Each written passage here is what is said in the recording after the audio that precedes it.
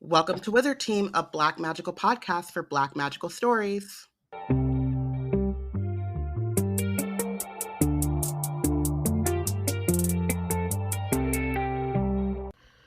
Hi everyone, it's Bayana, Robyn, and Porshèa embarking on a journey through the many fantasy stories written by and about Black people. Currently, we're reading Amari and the Great Game by B.B. Alston, and today we're discussing chapters 16 through 18.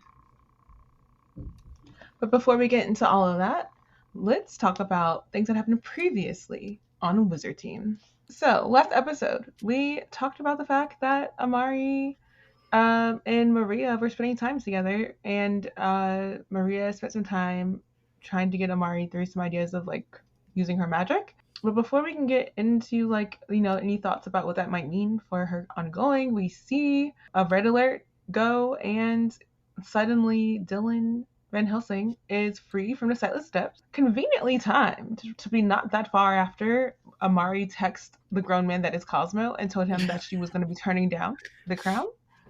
So, that was a little sus. And then not only is the guy who has a lot of magic and knows how to use it against her suddenly free, but also when she gets an alert that Quentin, his health, which was doing better when she came to see him when she first arrived at the bureau, is now steadily on a decline. They think it's tied to Dylan's magic, and he has inherited Moreau's curse, which keeps Moreau's whatever vigilance vibe, and is holding that over Quentin. Jaden is in the house, basically, he's in the building where Elsie is missing when Amari goes back to her room, and he gives Amari that extra care that she needs in that moment and ask her to go to the social with him, but she cannot because she has to go deal with magician business. It's super cute, they blush, it's a very decom friendly. When Amari leaves, she goes to the League of Magicians, but where is she going and how is she going to get there? She has no idea. So she just goes to the next best thing, the only magician in the building that she knows, Maria. And Maria's already ready to bounce with her transporter. And there was not planning to bring Amari, but they just make it work. They go. And there they see Cosmo admit to setting Dylan free. In the most dramatic way ever. We have come to consensus that Cosmo is a theater nerd and he lives for the dramatics and the drama. He's also a messy witch. We also get to the part where Amari is confronted with this message just left over from one of the Knight brothers. I can't right now. My brain is on something else. And Vladimir? Was it? I thought it was... Is it Vladimir? I think it's Vladimir. Vladimir is also on his drama queen stuff. It makes a lot of sense how Cosmo goes there because that's just what he was taught. He got it honest. And he tells them that there must be a great game. We get into some ideas of what the great game is, including the fact that they can't tell anyone who's not in the building currently about what's happening. They will be summoned at will to be taken elsewhere to find some rings, and the first to 5 wins. The winner gets the crown and the loser's magic. The loser basically dies. And that's what we get last time on Wizard Team. Yeah. Wow. There's so much that happens in this book, and it's all very fast too. And it's just It is very stressed for Amari. Yeah. Oh, wait, real quick. We're slightly behind because we're behind on recording. Can we just briefly talk about the Amari and the Despicable Wonders? And yes. That cover. Oh. That little group of little pretty babies and Dylan. The Beebs. They're so cute. I'm really excited, honestly. I am so excited, and also I don't know the right way of saying this. I just feel whatever. So the little boy wizard guy, you have the first 2 books and they're small, and it gets progressively bigger and more epic, I guess, as you go along. But the books get bigger as well. Mm-hmm. And I feel with the cover of Amari, it's there's more and more people on the cover. Homies. Well, I guess More technically homies. Dylan is not a homie on the Yeah, on the Great I know. Game The Great cover. Game. But Yes, but yeah, it's like her and her. it's like her world is growing, Mm-hmm. and I'm just like, oh, what's gonna happen to your big old Yeah. world? It's interesting because it's like she doesn't have, like, yes, she has Elsie and she has like her friends, but she doesn't have like a every mission I'm going to go into with a set crew of people. Like Elsie's like her main person, and so I think it's in like for me, I'm like, is the cover like a kind of like a it's just like a fun flag on the play. Like we're not really gonna get. It's not gonna be the majority of the book that they're gonna be grouped up because that's just how the story has gone so far, where they really haven't been grouped up like that. And this is just like a specific scene where we just see the four of them together, or is it actually teasing? But it could be teasing, which is like a foursome doing foursome stuff. Okay, but then this is my other problem. So he showed the American cover and the British cover at the same time, and Jaden on the British cover looks much older and a little bit more heart-throbby. Mm-hmm. And I feel like it like is like a commentary on how like they just like age up Black boys they definitely in general, but yeah, maybe they all look. They definitely all look a little older too, but I also wonder, like, not to get too much. Obviously, I'm looking it's at a it right spoiler. now, I'm like trying to. Oh, not like way older, but like obviously this is spoiler heavy. So like by the time we end this book, they're kind of like on the run is not really the word, but they're separate. They're no longer in the bureau. But also, like, I think between like book 1 and book 2, there's been a year. I don't know. I'm like curious if book 3 is going to start like right after the events of the Great Game, or if there will be like time in between. You know what I mean? Get like an Infinity War kind of setup where it's like we return and we see like Captain America with a beard, so we know time has progressed. Right, you know what I'm wondering now, because I literally pulled it up the side by sides. Do you think that well, it has to be Jaden, right? I'm like, maybe that's not Jaden. Maybe it's Quentin. It's Jaden. No, it's Jaden. He looks so much older. Only in the UK one. On the UK one, that's what I'm saying. I was like, maybe in the UK one it's Quentin, and in the other one it's Jaden, because he looks grown. I just want to know if the person who did the design is a Black person or not, because that would give me I think that would give me a lot. It would say a lot, but like, so hold up, because he had tagged. He had tagged the illustrators. And I had gone to check, but both of their profile pics are art, but they're both Black people, you know? Yeah. I also just think like sometimes people's interpretation of what an 11-year-old boy or like 13-year-old boy or 14, I guess maybe he's 14 now because we're in 13. Maybe he's 14 now. Yeah, no, I think they're both Black. Maybe sometimes people's interpretations of what hormones do to children is just not accurate. Yeah, I don't know. It was like the one thing that like, and I think especially because how he announced them, he had both covers side by side. So I was like, look at the BBs, and I generally like the UK like. I usually like them more, a little bit better. They feel more like hand drawn, and the other ones feel more. They do more like swirly stuff and like magic. Yeah, and even like the R and Amari is really cute, but it feels more hand drawn, I guess. I think that's right. And like the other one feels a little bit more like computer animated. Mm-hmm. I don't know if that's true or not, but just like from like how I see them, and so having them side by side, I was like, look at the BBs, and then I was like, who is that man?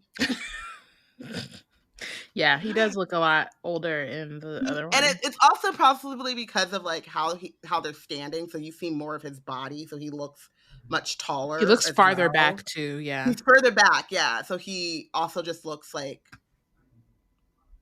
taller. And so, but it just was. If you look at the faces for both of the Jadens, they both have this similar facial expression of like, what's up? Like, what's up? Went over there. So I have a feeling, I I think it's the way they did his face.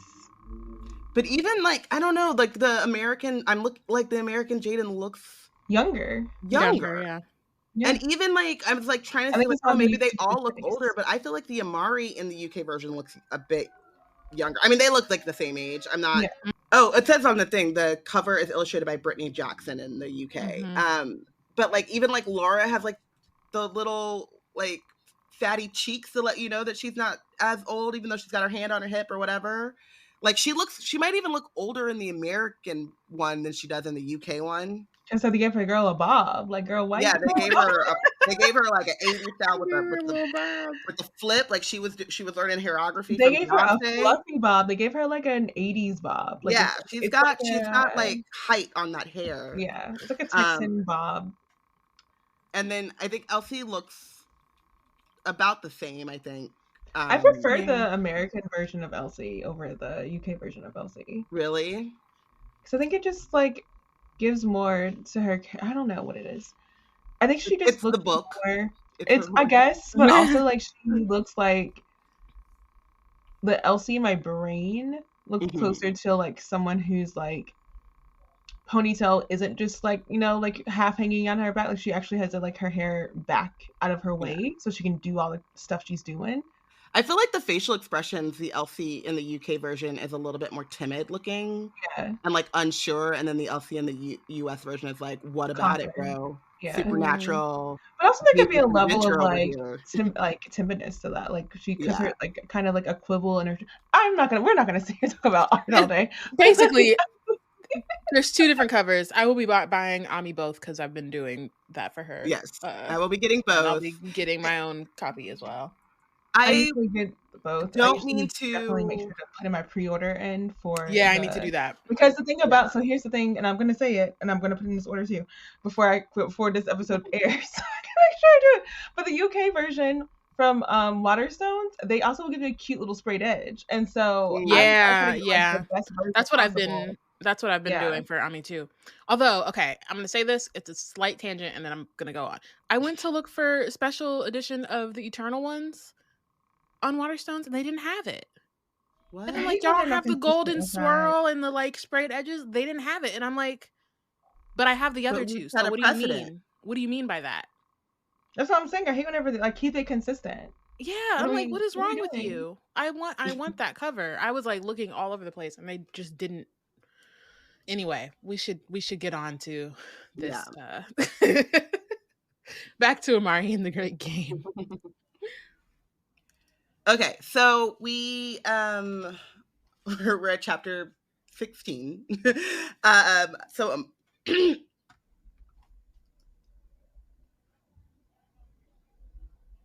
all right? Okay. I think so. I'm like about to choke, but okay. So Amari and Maria get back from the meeting, and Amari gets back to her room, or is heading back to her room, like determined to tell Elsie everything. She's like, we're not doing secrets this year. I know I said I wasn't going to say anything, but Elsie doesn't count. Best friends don't count.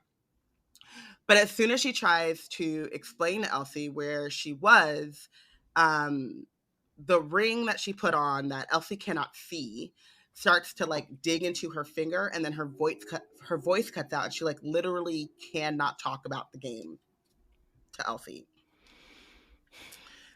Elsie starts to get upset, and Amari is like, I can't say, and Elsie's like, it's not funny, and I thought that we'd gotten past this like keeping secrets, and like the reason, or not the reason, but she says that like keeping secrets helped Dylan get away with the Black Book last summer. And then Amari is like, I know you're not blaming that on me, but also I stopped Dylan from keeping the Black Book or like getting away with the Black Book. So like, I think the fact that Elsie like immediately jumps to Amari's trying to keep secrets from me versus like something else is afoot felt a little like not weird, like these things happen, but I was definitely just like, girl, you can't see her like literally trying to tell you. She didn't come up to you and say, oh, nothing happened, I'm fine. She said, oh, so I was at literally Exactly. can't That was say. my thing. Like, It was why like, would she do that if she's if like, she didn't want to I say? can't take, and then she's like trying to like take, and she's like, take what off? It's not funny. It's like, it's not. Why would she be like? Is she? I don't know I'm why like, she would choose does that the time to be spell making a work in a joke. way where it warps reality, like where like she just can't tell these things? I don't know, but I feel like in general, Amari's not like she's not making jokes like that. Like that just doesn't even seem like the type of joke she would make. I guess the point being made to me is that everyone's in their feelings because they just had that Yeah. confrontation on the bus and then Oxford, so they're just like in their feelings. And then like also like we mentioned, I mentioned in the summary that Elsie was not in her room when Amari had just gotten all that crushing news or whatever, and so they're just kind of like literally missing each other. Yeah, and even when she's like running off to find Maria, that. she's like, Yeah. I can't stop to talk. I'll be back later type thing. So it makes sense in the sense that like there's a lot of uncertainty and there's a lot that they have not really sat down and like truly discussed. But it also doesn't make sense in the sense of like if Elsie would take a second to think. She's extremely smart. And I think she would have been able to like parse it out, you know? Yeah, I think one of the things that stood out to me was just the she is extremely smart, but also like they're in this place where they're being very careful about each other's feelings, but in doing so are like hiding or like holding back on like, you know, like what they actually feel and stuff like that. And so at the same time, I think they are thinking to themselves like, well, there's all the stuff that I'm not saying, so then there's all the stuff that you're not saying, which is not untrue, but like it's something that happens, I think, a lot where, you know, you can justify to yourself like, well, I'm not saying everything to spare her feelings or to do this or that, and then when you're thinking about like Amari, oh, but she's not saying anything to keep secrets or to like keep me in the dark, or because she wants to go to Oxford and she wants to leave me behind. It's like, no, like she's probably not telling you everything for the same reason you're not telling her everything. Both reasons are like, you don't want to hurt each other's feelings, and that's fine. Or but like I think put each other in danger for Amari's case. And Amari is like trying to explain, but then sees that like Elsie is getting very upset about this, but also like doesn't trust that she's like not keeping secrets. And then she's like, well, this actually is better. This keeps her out of like danger. If I can't tell her. Yeah. And so she's like, even if I could tell her, she's going to want to come along to like find these Victor's rings with me, which she can't do. And so the best way to protect her is to keep her away from the Great Game. And then she says like the cutest / saddest thing where she's like, best friends protect each other. And so like her way of protecting her best friend is to make her best friend think that they are no longer best friends. It's very convoluted. but I get it, but I hate that she's in the position where that has to be something she's like exactly thinking about. And so yeah, Cosmo's trash. Yep. I think the funnest thing though, and I'm just saying, it's just an observation that I think is kind of funny. I think I enjoy characters who are trash and they know they're trash and they're just like gleefully trash. And I think Cosmo's one of those people where he's just like, I know I'm stirring up tea. I know I'm just like, this is completely unnecessary, but I live. And like I appreciate that about his characterization. Yeah. At least he's not like delusional about it. Like he knows he's doing it. But I do think that he's a little delusional in that he's putting all this on 2 13-year-olds. And also that he thinks that Vladimir's worth like following 100,000 years later. Right. That as well. But also like, and we'll see a little bit like a couple of pages from now, he's making it at least appear to Amari that like this is the stance of all the magicians, and that's actually not the case, right? So I don't know if that's delusion or him just trying to drive Amari. You know what I mean? Like he may be aware enough that he doesn't have everyone's votes, but he's feeling like he can just push people forward. Maybe. Yeah, and it's like, and also like it's not like Amari wasn't there to see the folks who are ready for war. Yeah. I mean, I think it's just one of those things where he's like, enough people are with me that the other people don't matter. Yeah. I think it goes a long way for Amari. So Amari, like, decides that she's going to let Elsie continue to stay mad at her. She's not going to try to figure out how to break, I forget what it's called, like a guise, basically. I don't know if that's it in this world, but like a geese. You know what I'm saying? Have you read that before? Mm-mm. A geas? A gaias? I read a lot of paranormal fiction. So that's what they call it when you can't actually, when you're like bound from saying something. They put a I've only read this word geese on a person. Like guys, like disguise, but take dis out? No, like GEAS. Oh, geas. Is it not Geas? geas? I don't know. I've never seen that word before. It prohibits action, is what it. So I get what you're in Irish and Scottish folklore, which means it's common with the Fae that I've read. So anyway, it's just the word that means that you cannot actually say. It's like taboo, so you can't utter the thing. So Amari decides she's not going to try to stop that, and she's just going to let Elsie be mad at her because that's the best way of keeping Elsie safe from the game. And in the morning, Elsie's left for breakfast, and so when Amari comes down to get food, she spots Elsie spots her, and Amari says, like, Elsie does not like conflict, so she's walking over, and Amari's like, I know this girl is about to try to work it out because she probably didn't sleep well, she don't like that we're in a fight, but I have not figured out an answer for this. So she turns around and walks away, and then she like notices that like Elsie just looks really like heartbroken. And so she's like telling herself like it's for her own good, it's for her own good. And so she is sitting alone and gets a text from Maria saying that if they can end the time freeze, this is what I was talking about with like other magicians, Priya, who they had met and is that like Bollywood star, will call a vote to end the great game. And Maria says like many magicians don't want war. And that, I think, like, as much as Amari knows that a lot of magicians do want war, she's also grappling with the fact that like this like meeting was the first time that she even like can comprehend how many magicians there are, how powerful some of these magicians are in like the outside world. And I think she just felt very overwhelmed, and so she felt like everyone was against her. And so this gives her a little bit of like confidence that she's on the like that I guess she's on the right path, but also that like there are people who have her back. Yeah, or at least want the same things that she wants. Yeah, because as she's like reading this text, she's sitting alone and thinking like it's like last year all over again. I'm alone.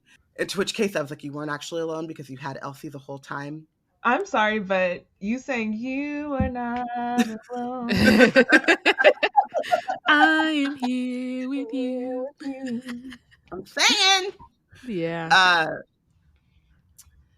So then I couldn't wait to get to this part to talk with Porshèa in particular, because this made me like Laura's character so much.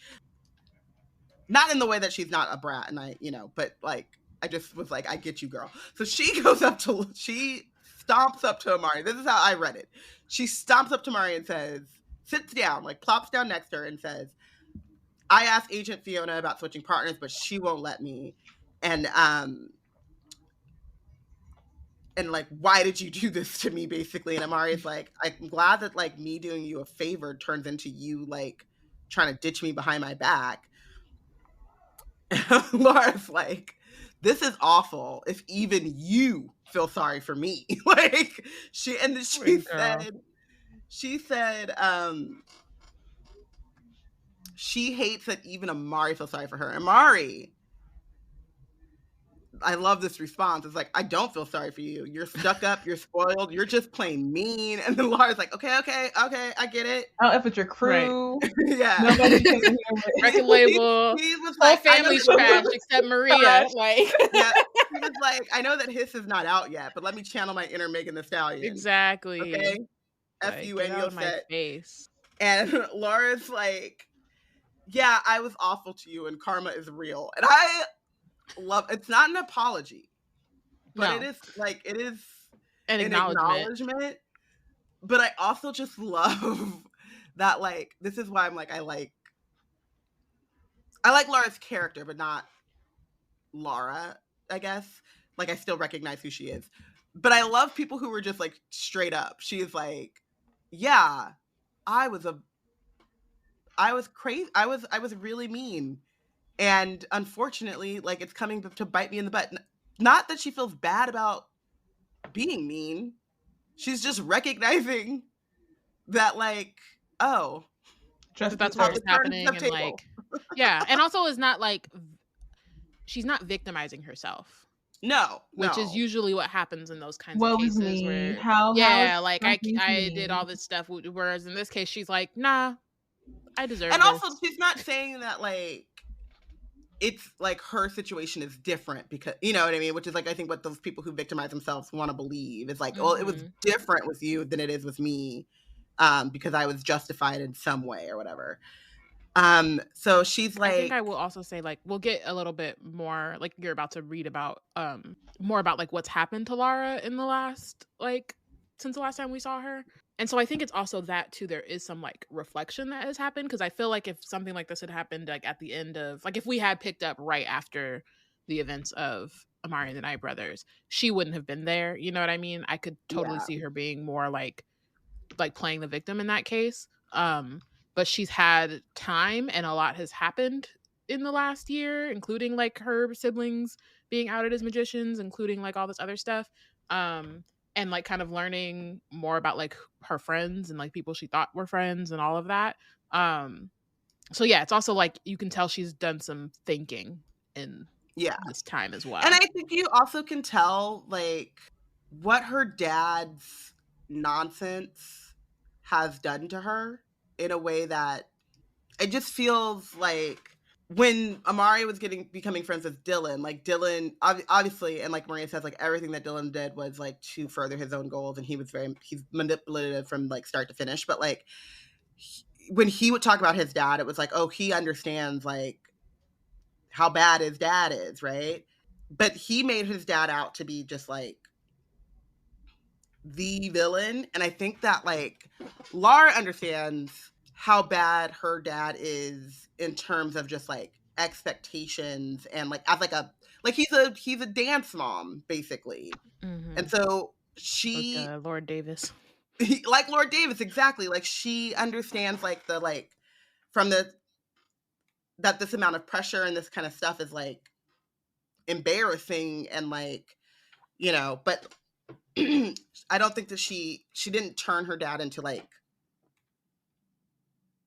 a villain the way that, or evil the way that Dylan did, but she is like, the man is doing a lot. And so she says that, what does she say? So she says that she needs to do well, because her dad has practically disowned Dylan and Maria, and she is the only one who can like carry on the Van Helsing tradition, and she has to do it all on her own. And I think that that is also like a very like sad thing to think, that especially as a twin, right? So she's grown up with someone with her, even if they're not close or anything, it's like they're twins, like she has somebody. So she's always had that, and now she's not only like, and she looked up to Maria, and we could tell that like from the when Amari did the like the nightmare spell on her, and that was like her like worst fear, right? So she like loves her older sister and looked up to her a lot. And so I do think that there's something like really sad and heartbreaking about like feeling very alone, and then also feeling like you have these big shoes to fill. And not only now are you carrying the weight of the Van Helsing tradition on alone, but you also have to like do something that makes up for the fact that your brother and sister are magicians and disowned. I just like this is probably gonna come up in the like bench segment, whatever. Yeah. There's something real like cautionary tale perhaps about like living a life where you're basically Heisman trophying like anybody who is a certain type of anything that's the other, and like not having to confront that in your own life or whatever, like you set yourself up to, like, when you're unaccepting of people, you set yourself up to not be accepted when the time comes for you. Yeah. Mm-hmm. And I'm like, we'll get in it whenever like Laura talks about Kirsten and what she's doing nowadays. And I'm like, legit, like, make your bed, lay in it kind of situation. And Laura's like real about it. And I'm like it, to me, I'm just like, I can't be bothered to care because, like, you set yourself up for that all the way through. But something to be said about, like, the Van Helsing household, where Director Van Helsing is sweating bullets because his own children are the same people he's so currently trying to get rid of. Like, that is just, like, I would, like, I think we've heard enough people talk about, like, how it's really crappy that kids who need that additional love and care end up being products of environments where they're being, like, rejected and openly, like, feel like they have to, like, close themselves off and who they are as people because of the way that their family is intolerant. And I just, like, sympathy to the kids that had to grow up in that environment, but also, like, the legacy that the Van Helsings, like the magician Van Helsings in particular, have set up where they're like, because I feel like if for them to have gotten this far like this, with that being part of their whole, like, philosophy, like, and being anti-magician and being, like, bigoted about it, I feel like the magicians in the family must have also been saying some bigoted crap throughout time, and here we are. I mean, Abraham Van Helsing, the one that they all prop up, is literally like the start of that. Like, he's the magician. I mean, and Maria he also created, didn't he, like, you know what I mean? He's the reason why the bureau Maria is the way mentioned, that it is. I think in, like, the next few chapters, I think, but, like, how she feels bad for Dylan because he was a born magician, and so he didn't have anyone to explain, like, the, you know, what they're doing. Like, basically for the Van Helsings, like, I have to have magic to fight magic type of thing. Like, it's like they're able to, like, have these, like,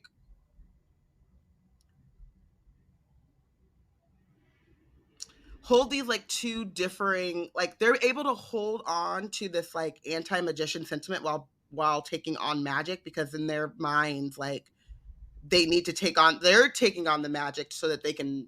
Oh, they're the responsible wielders. Yeah. Kind of like kind of like blood marked and all that, like the whole, like, the order, like exactly the right way. We're doing it the right way, and we're doing it to ensure the safety of everyone else. Like, we're taking on this as a sacrifice.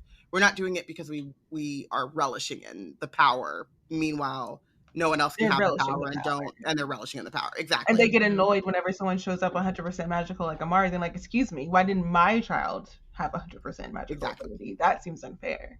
Exactly. So I just feel like, again, I appreciate Laura's self-awareness. I think that's, like, a thing about, like, people in general, and especially, like, characters in books. I just finished a book in which, like, self-awareness was lacking, and it bothers me. It's like, do you not know who have you met yourself, basically? So Laura explained, so Laura's like, I have to do well, and I am going, as much as I hate this and I hate that you feel sorry for me or whatever, like, I'm gonna call it a buck. I need a partner to make sure that I do well. And so how do we figure this out so that, like, we can actually have a partnership and I'm not worried that you're going to spend all your time sabotaging me to get back at me to justifiably get back at me for how I treated you last year. Like, how can I mitigate some of this karma? And Amari's basically like, and she's like, I'll tell you anything or whatever. Or I don't know how, Amari's basically like, answer these questions for me completely honestly, and ask how she's even able to be a junior agent. Laura says that her dad forced her to transfer to a school in Australia so that she could try out again, because in Australia, a world away, their summer break is in December. This is so convoluted. It is just so, like, bro. Extra. And the thing too is that Laura says, I did pass. Like, I didn't, this isn't, like, I retook the test, and, like, I passed, what were they? They're not junior agents. I passed junior agent tryouts or whatever. Yeah. So, like, I did the right, like, I did it. I didn't, my dad didn't just, like, sign Make this something up. or just, like. Oh my gosh. Okay, I'm sorry. But That's a gift from that is now a gift from my head. Parks and Rec, whenever Ron Swanson is like, we can be here. I wrote the permit or whatever. like imagine like Van Helsing just being like, she can be an agent. I Sounds like signed psychic paper. Exactly. But then Laura also goes on to say, I would rather people think that my dad just signed some shit and just gave it to me than know that this man made me transfer to Australia to for take half the a test year. for half a year. And then as soon as I passed the test, put me back in American school, and then went over the chief's head to the prime minister to ask for permission, because she was like, I was hoping that like Chief Crow would laugh in his face and be like, boy, Get out of here. Yeah, she gonna have to wait a year. And then that special permission came not from Merlin, but it came after the time freeze from Bane. Which, you know what, is like the that conversation with Van Helsing Exactly. and Arlo. And Van Helsing was like, look, we had a deal, and part of that deal was for fucking Lara to be a junior agent. Which again, and I just it's just like and like Lara doesn't know doesn't that. He have a job to know that to know how embarrassing employed. That's not an investigator at all, because like, do you not find that being the director? You made a deal with these people, and then all of a sudden the deal was able to come through because the time glitch, and then now they're taking over the whole investigation, and you're just gonna sit on the sideline because it worked out for your daughter, literally. Oh, I think that he is aware. I just think that he has made the decision to not do his job. Yeah, that's what I mean, though. Like, he's just. He was like, it worked out for me. Yeah. So I'll turn a blind eye. Let it rock. It's justified. And then, I like, again, so I feel like Lara being like, I would much rather people think that my dad just like signed some paperwork than did all of this. I think it's a read on her father in a way that's really funny, because it's like, if you're gonna be that girl, then be that girl. Like, if you're just gonna come through, stomping around, making your orders and making people do your crap, then stay on that business. But now you over here going around the way, causing more embarrassment, because now you look at your bureau counterparts in another country, tell them, oh, my daughter needs to go through this thing so she can qualify for my country. Isn't that? Are you embarrassed? Are you not embarrassed? Is that not embarrassing? Yeah. Like, who are we? Are we might be Van Helsing's or not, girl? Like, what are we doing? That's what I feel like. That's what Laura's saying. Yeah, Laura's like, this doesn't seem to carry on the Van Helsing tradition, Dad. So then Amari asks, who painted the dead magician mural in her dorm? And Laura goes, that actually wasn't me. Now, was it my idea? Yes, but I didn't actually think Kirsten would do it. And then she also, I'm just sorry. You don't know that your freaking like bigoted friends aren't bigoted enough to actually go and do some bigoted behavior? I think she was just like, a mural is a lot of work. Like, also, like, it was an idea, but the idea of getting caught too. I think she just wasn't she wasn't as about it as she didn't expect Kirsten to be about it. Yeah. Yeah, getting caught. But I was just thinking, like, she was like, I mean, I had the idea, but then I was like, I ain't trying to spend my time on a mural. Says Robyn, the same person who's like, I have a book idea. Someone go write it. Exactly. But, at least I have the forethought to be like, someone else should write this thing. I wouldn't be like, I'm so shocked that someone wrote this thing. I mean, maybe I would be, though. Because I'm like, I wasn't going to do it. I can't believe you did that. Wow. I wasn't. So then she's like,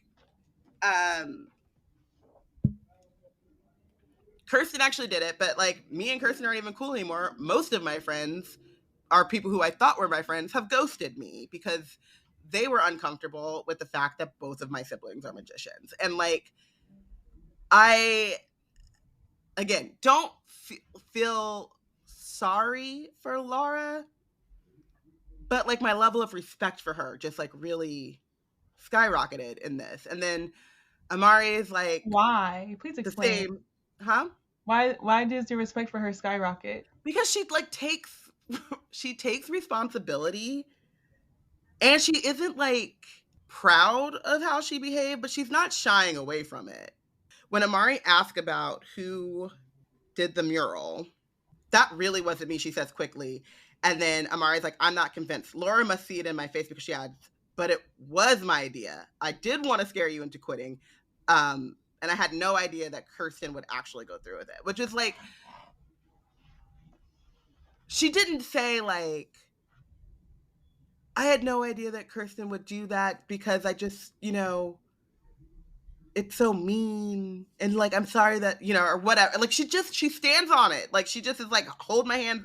My favorite, like, Love Island saying of this year, put my hands up, hold my hands up and say I was wrong. Stupid. Which, like, they always say when. And they don't mean it. Not even that. They admit that they just want to did the squash. thing.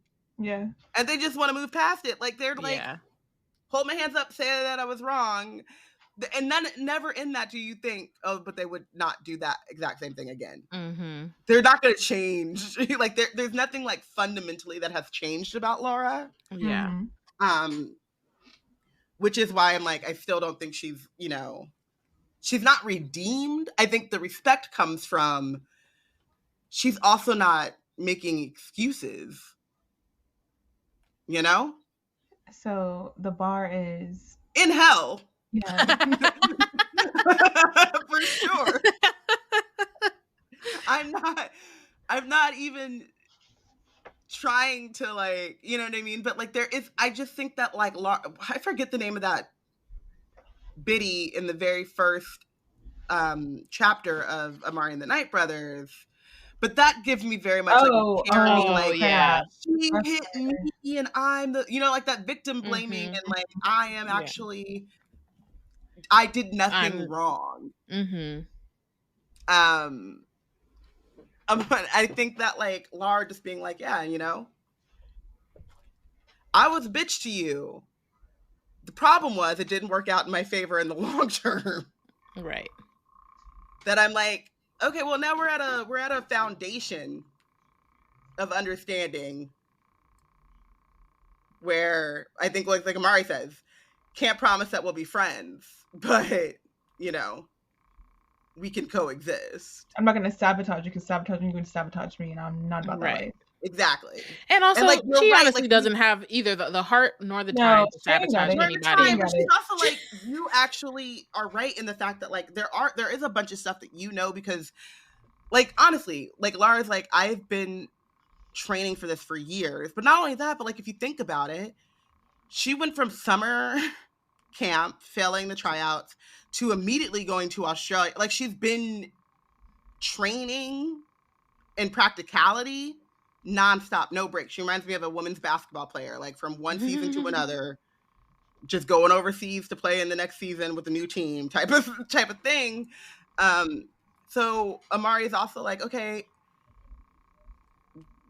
we can squash this beef because like there's something from you that I need and there's something from me that you need, and it's mutually beneficial to just move on.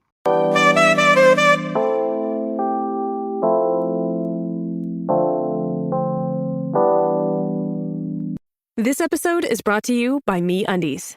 While MeUndies can't totally help your love life this Valentine's Day, they can offer you insanely comfy undies and loungewear to buy or gift. MeUndies has so many awesome Valentine's Day prints and styles. Plus, you can match with your partner, friends, or even your pets. This Valentine's Day, give the gift that'll keep them thinking of you and score huge site-wide savings at MeUndies.com/Spotify. That's MeUndies.com/Spotify. MeUndies. Comfort from the outside in.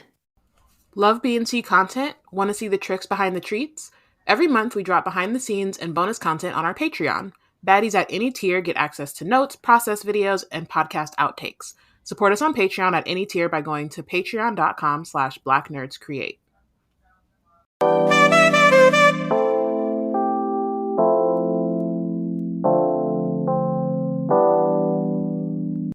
So then chapter 17, Amari and Lara head to class together. They are in Whispers, the elevator, who is the one that's extremely loud, also now tells jokes. So they have to deal with that on their way to class. I love that the Whispers is like someone big being called Tiny. Like Whispers is the same. Yeah, exactly.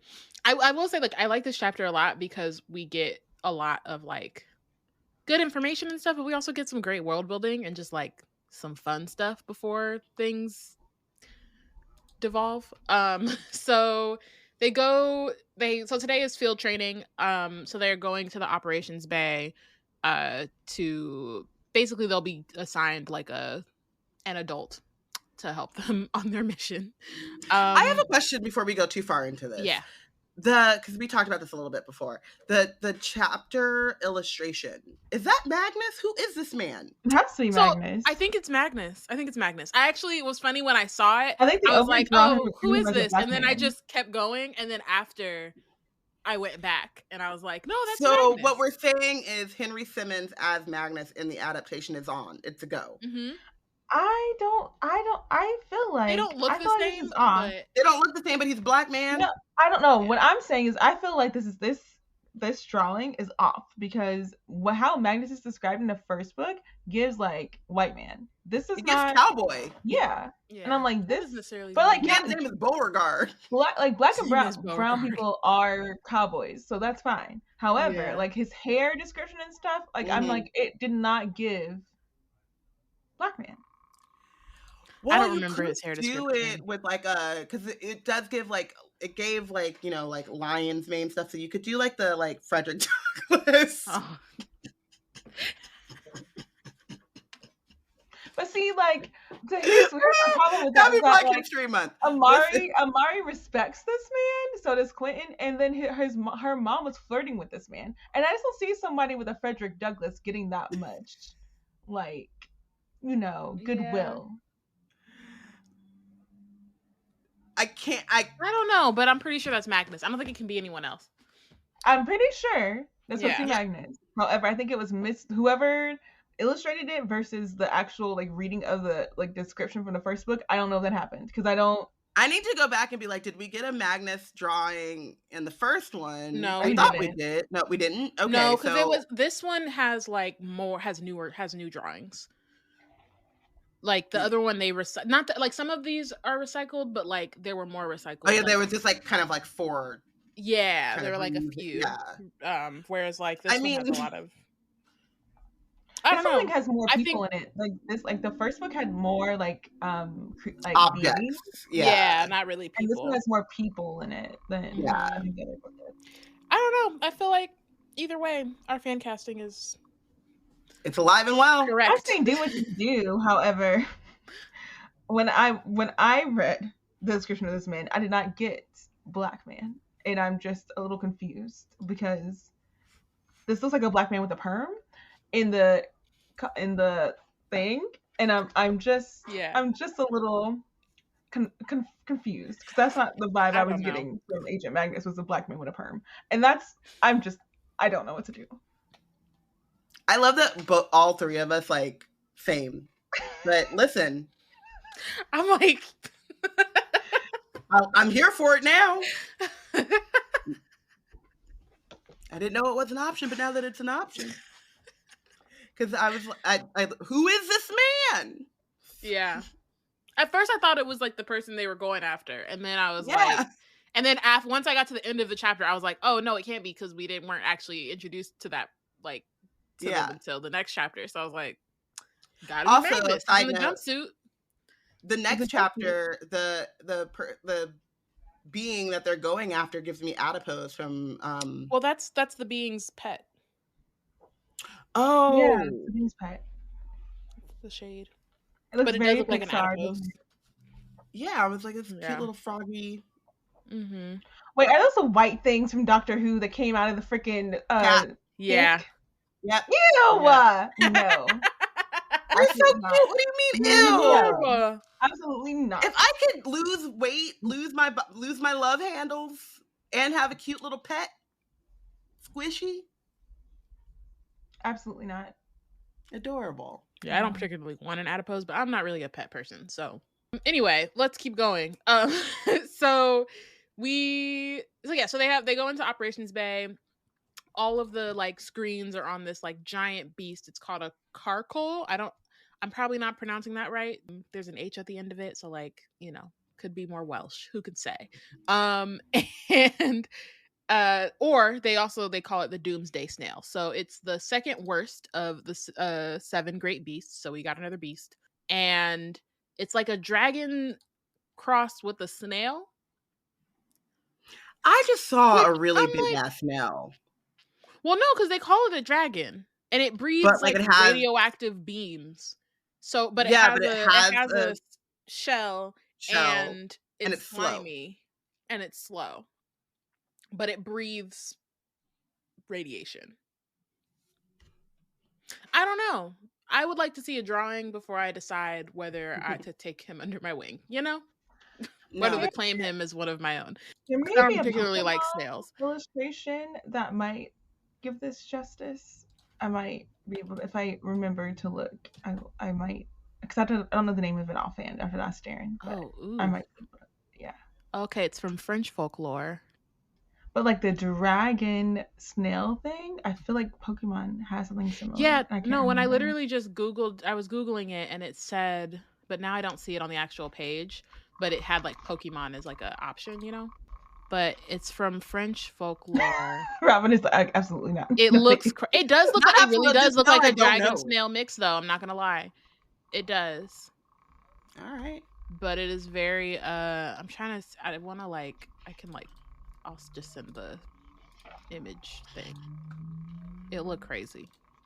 But I'm not mad at it. And it's supposed to be huge. Yeah. So anyway, they have to go fight this. It came out of hibernation, and so the junior agents are supposed to go help. There are other agents there. It's not like it's just them. There are other agents there. They're just gonna go and like help. And essentially what it is that they're not like trying to hurt it or destroy it. They're just trying to essentially harass it until it gets bored enough to go back in its cave.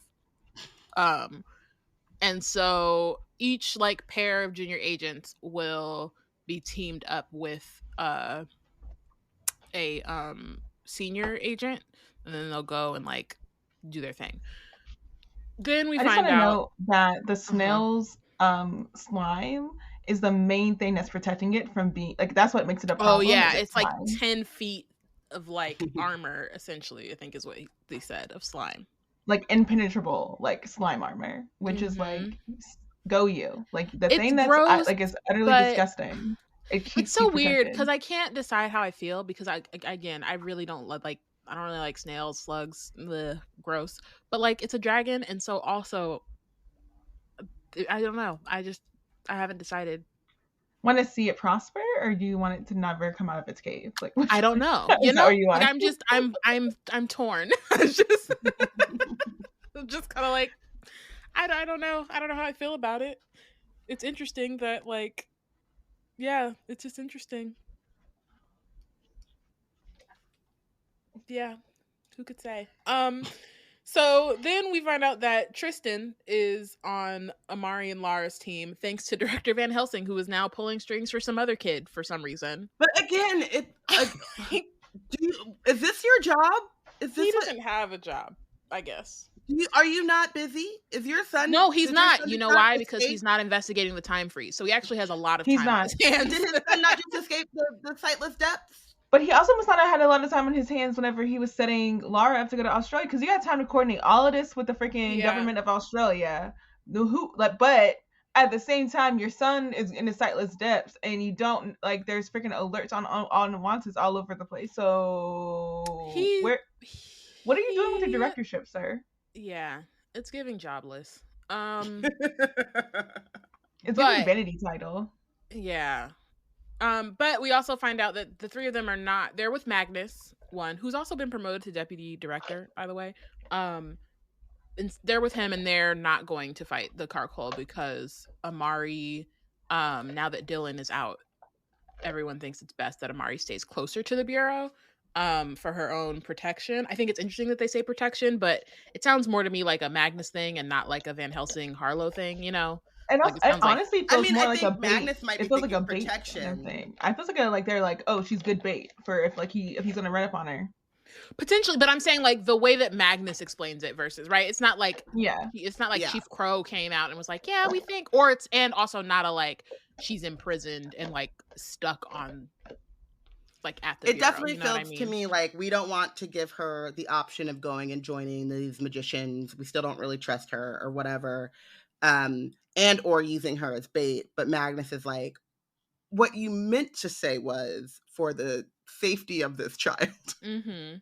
That's what I mean. Like if it had come Yeah. from somewhere else, I think that their priorities would be different than Magnus just being like, now look, it's just not a good idea for you to go fighting giant snails right now, Amari. Sorry. Of course, Tristan and Lara are both salty about it. They were trying to one up each other about how they could help defeat the Carcoal and all that kind of stuff.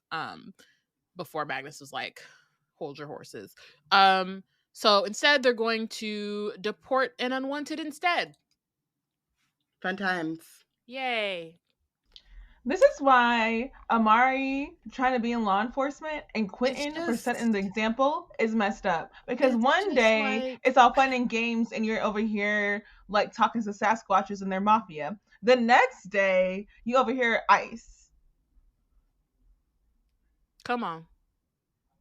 Is that what It's you wanted just- with your life, to be ICE? Seriously. I mean, immediately when Amari hears this, she's like, He's like, I don't want to do this. I don't want to do this. Change And the even like subject. Magnus seems like he doesn't really want to do it either, but also like he's not gonna not do it. This He's is not what you gonna- signed he's up not- for. Yeah. Like, It's like one of those things where you find that people are able to like compartmentalize or like rationalize things to themselves. Like I think Magnus says something along the lines of like, it's part of the job. Like it's like I hate it and I can't wait until we change these rules or whatever, but it is a part of the job. Meanwhile Tristan's like, yeah, let's go. Like, I mean, I'm mad that I don't get to fight the real thing, but like right. I'm also like deportation curious. is fine by me. I think I'm also a little like not clear on where the Unwanteds are supposed to go. So it says they're supposed to leave the city. Yeah. It So sounds they're like supposed to leave. Shrek They to can't be in Atlanta, but then like where are they going? Because like, and also I guess my other question as part of that too is like, how far does the Bureau's like jurisdiction reach, right? Because we know that there are other like offices in like across the world, but like are there places where they aren't in charge, right? Because it's like you can't move the Unwanteds off of Earth, right? Sasquatch Mafia. Unless But you know what I mean. There's just like it doesn't make about sense. that, like world building wise. I mean, right now it makes sense in the sense that like they are just saying they have to leave the city, so it's not like they're saying, but it's just not clear like to where. But they're saying to arrest them though. They're not saying like, oh, like take them to a center that's whatever. Like they're saying like, oh, arrest them. Like do not like let them like. Well, like arrest them, but like we talked like when we get to like the next chapter or whatever, like they do get these notices to leave, and then if they don't leave is when they get arrested. But that's then like everybody's like, go where, bro? Like, yeah, that's honestly sounds or even like where did the Mrs. Walters go? You know, yeah, what I mean? They were also like, we out. They were also like, we don't. They were like, I'm not telling you where we're going. They left the city, but they also didn't stay because they didn't say on purpose. They're like, we don't like you will be. You won't be able to give any testimony against us because we out. But it feels like Shrek to me, and that like Farquaad and the government was just like, y'all all got to get out of here, and then they all ended up converging on the one safe place for them, which was like Shrek, and it wasn't made as a safe space for them. It was just legit that like no one's gonna f with friggin' Shrek, so they all ended up there by default. And I wonder something similar is happening, like in this magical world where they're like linking up with the people that can like have the most like threatening, who are the most threatening to the Bureau, and the Bureau is not really going to go like mess with their locations. Yeah, maybe one of them has enough money to get them a lair. That's what I'm saying. The Sasquatch, Sasquatch Mafia. What's going on over there? Yeah.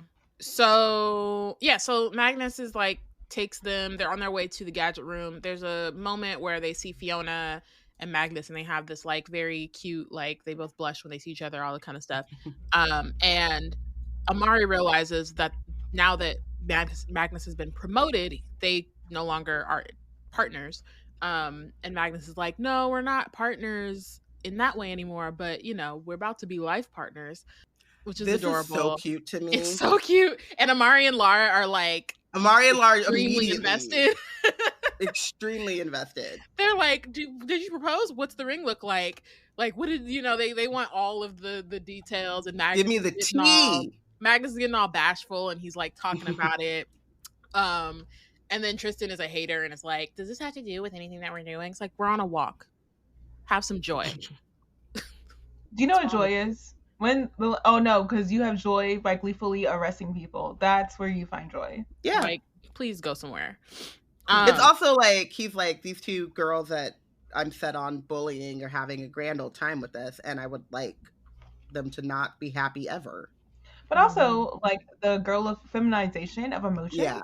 And how it's like, oh, y'all are talking about emotions and feelings, but I'm too above board for that. Mm-hmm. I am a man. Watch me roar. I'm 14. Yeah. So we get to the gadget room, which is cool. So we know that like the Department of Magical Science is on like the floor above the Department of Supernatural Investigations, and so like you can get there. We've seen it like from getting there in the elevator and like going straight into the lobby, but the direction they're going in now, there's like this room, you go up the staircase and it leads directly to the gadget room, because it's like the area where specifically where the Department of Magical Science and Department of Supernatural Investigations like coalesce. And so they go up there to get their stuff for the mission. Of course, Elsie's there, and Amari has a feeling that she's going to be there because she knows that that's like where Elsie wants to work and like what she's most interested in. So then there's some awkwardness because they're very clearly not cool, and it's like to the point that even Magnus is like, y'all good? Like, which is like such a funny thing for like a grown person. Not that like adults don't pay attention to kids, but like for them to actually comment on it and be like, this is different. It's exchange like, I thought I was going to be having today. Yeah, it's like I didn't think this was what was going to happen. But so they don't really like, they only interact in the sense of like the business or like exchange of gadgets, and not so much like they don't get into a fight or nothing. So Elsie gives Amari and Lara restitchers, which is kind of dope. So it's like this little black button that they kind of put on their uniform, and then they can press the button and they can like, it'll just change their clothes. So it's like for disguises, and there's like a whole bunch of options. Okay, Fast and the Furious. Seriously, jeez, what's going on? That was Vin Diesel, bro. I know. But yeah, so like that's cool. I feel like restitchers are dope and like just interesting magical tech.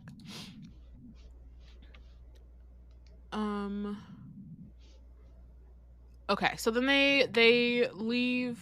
They transport into this alleyway, and Magnus has them disguise themselves as pest control. So now they're in these like jumpsuits looking like the Ghostbusters. And they go into this like super fancy building called Millennium, and the doorman is like, oh my god, you guys have to like really hurry up because nobody can think that we have pests in this building. Like not even asking for like, I mean, maybe they do got pests. You know what I mean? Because he didn't ask for no credentials. He didn't say where y'all. But also, the way in which buildings don't have pests is to do like preventative maintenance. So you could just be like, no, we don't have a problem, and this is why we don't, because we make sure that they come and spray our stuff down. Like, but nah, he was like, look, nobody can see you. Pests do not exist in this. In their like bright orange. In their bright orange jumpsuits. Nobody can see you. While Magnus is like a big man. With a name tag that says, "Hi, my name is Beauregard." Bro. So, they go through the building. They go to one of the doors that says like authorized personnel. Magnus leads them to the back of the room, and he knocks on the wall like 3 times, and then there's a 3 knocks on the other side, and then he knocks again. And so then the wall opens, and this like tiny creature comes out, who is like 6 inches, 6 inches tall. He has a thick handlebar mustache, is covered head to toe in battle armor that looks a lot like a Pepsi can, and he's wearing a bottle cap as a helmet. He introduces himself as Sir Percival, the Knight of Pepsi. And Amari, because she is a child, can't help herself and asks if there's a Knight of Coca-Cola too. Everybody else is looking at her like, shut up, like, why would you say that? And he's like, yeah, the Knight of Coke is fighting the monster right now. And I'm like, it's just very cute. Joke's on her, because there is a Knight of Coke. And exactly. So how about that? There might be a Knight of Sprite as well, and okay, Fanta. Come around tomorrow, we have some Sierra Mist. Let's keep playing. So Sir Percival takes them into this like, basically into the walls. They have to like crawl through what is this like thriving fairy community, and which I'm like still like the logistics of it is interesting to me, and just like how they're able to they have to like literally crawl through, and there's like all these like apartments and like tiny people running around. A loud click echoes like a switch being flipped, and suddenly thousands upon thousands of glowing Christmas lights brighten up the space. They've been taped to the sides of pipes that twist and bend and crisscross around us, disappearing into holes in the walls. My eyes follow a pipe through the wall. I'm looking directly into someone's apartment. Strange. Suddenly, the opening darkens as something rushes out toward my eye. I lean back just in time for a tiny lady in a dress that looks an awful lot like a sock to come sprinting out, clutching a crayon. She races along the pipe just in front of my face, giggling in delight. Finally got the green one. She slows to a stop, and when she catches me watching her. Who do you think you're staring at? A tiny person? Says Amari. Person, the woman exclaims, her little face going red. We are fairies, thank you very much. We're flightless fairies. Proper working class fairies, mind you. Not those vain hippies in the forest with their buzzy wings and twinkling look at me skin. She glances at the crayon over her shoulder. Although some do refer to us as borrowers on occasion. So then we find out that like they're essentially the reason behind what is it like missing socks and like missing, but also like found you... socks occasionally. Yeah, like, it's like that. Like I love how she was like, yeah, that's how whenever you think you don't have any more pills left, but then suddenly you find one. Yeah, that was us. That's us, exactly. So that's why they call themselves borrowers, because they're like, we take things, but like sometimes we give y'all a little something back. It may not be the same thing, but it's a thing. Yeah, we brought it back. Right. And they talk about like how they essentially like they look after the families that they borrow from. They're like, it's a give and take. Y'all don't know that we're doing this, but we're here. And she says that like, and so it's primarily in like apartment buildings, is what it sounds like. And so Amari is kind of like, oh, so y'all living in my walls too? That's crazy. So then they kind of go through, they're taken through like the traders market. So they see all of these like tiny fairies, like trading things like coins. And yeah, like there's this one there's a fairy that's arguing that a shiny penny is worth more than a rusted nickel. Yeah, I just like the world building is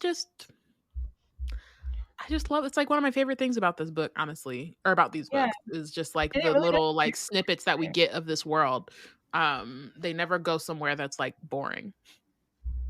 And it does transport you there, like the whole if you ever watch The Borrowers, like you can totally like if you're brain can like totally picture them in this like environment and space or whatever. You're like, oh, like you like you're by like illustrating them in this way, it's not hard to make that one-to-one. And even if you've never seen a movie before, if you were to see the borrows afterward, you'd be like, hey, I heard about that before in Amari, you know, like it's like it works well. Yeah. So they get to another wall where a panel slides away and Knight of Coke shivers in his red and white armor. They found the foul beast is what he's calling them. So essentially, they go in, the four of them go in, leave the fairies to their business, and start their search for the unwanted. Tristan suggests splitting up, and Magnus is like, great idea, I'll go this way, y'all will go this way. Tristan is in charge because he's the most experienced. But then, of course, as soon as Magnus leaves, Tristan's like, see ya, wouldn't want to be ya, and runs off on his own, because that's apparently how you get gold stars instead of like, being a leader. You get gold stars or following by instructions in any way. Right. If that ain't a word, there are so many people who are out here perpetrating as if they are leaders, but honestly, they're just trying to go over their individual gold star. They're just trying to get their individual cookie. Right. But they sit here thinking they're a leader. Yep. Lara is annoyed, but then she too dips. Nobody on this team has heard of teamwork. She's like trying to basically beat out Tristan. So that leaves Amari alone. The hilarious part about this is that none of them check the room that they're already in. I was gonna say, because I like read it a few times. It's like, so they dip, and Amari's standing there like, not even a perimeter check. Not even like a she's not even like fully. She's still trying to grapple with the fact that they both just left her, and then all of a sudden looks down, and it's like, oh hey, sees a shadow and is like, oh snap. I was like, so she didn't move. Hides. Well, she hadn't even moved yet, and she found the thing. Yeah. She hides briefly because she's like, not sure what this thing is. She's afraid. She wants to call for Magnus, but then also doesn't want to like reveal her position. So she kind of just waits until the unwanted is close enough, and then pops out with her stun stick and tells it to freeze. And then that's where that chapter ends. And it's funny because we mentioned this illustration for chapter 18, but I just found it super cute. It gave me like Pixar vibes. Like that's what I was getting from it. And I just think that this chapter really has some just like cutesy moments, especially regarding like this whole like quote unquote monster scene that I really find just like really cute. So she comes around a corner saying, and when she yells freeze, a towering shadow with glowing white eyes lifts both their hands in surrender and says, don't shoot. She describes it as like thick black smoke wafting from its body, and she has to cover her face to keep from coughing. And she says, while she may not have heard of a flightless fairy before today, she has definitely figured out the different types of supernaturals that were created by the Night Brothers. And so she knows that this being is a Nightwalker. And not only is this Nightwalker like here, this Nightwalker has a permit to be here, okay? They've gone to the official channels. I just think it's adorable that you literally have a frighten permit. Like you have a permit to fright, which I think like probably explains like haunted houses and like stuff like that. But it's just like funny to me because it's like all the notices he probably got was through the channel of like they knew that he was there because he had to get a permit to be there. His name is Newton Fear Drinker, and Amari, still in her jokesy questioning phase, says, Newton? Seriously? And Newton sighs and says that his mother insisted that he was too cute to have two terrifying names. And if that's not some mother behavior... That is so mama. It's honestly hilarious. Very mom-coded. Very. It's so funny. Said, you might be scary to others, but that's my baby. Ain't he cute? Exactly. Adorable.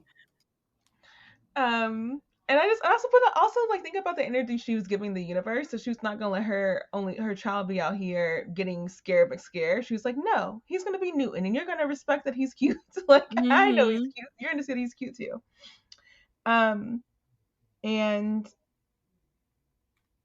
Amari observed that he may look like a horror movie villain, but he's got the voice of a scared teenager. So that leads her to lower her sun stick, and she does not really feel like he's much of a threat. So what they end up doing instead is talking, and he drops the bar that he doesn't want to be sent to the sightless depths for some bitter old wraith's grudge.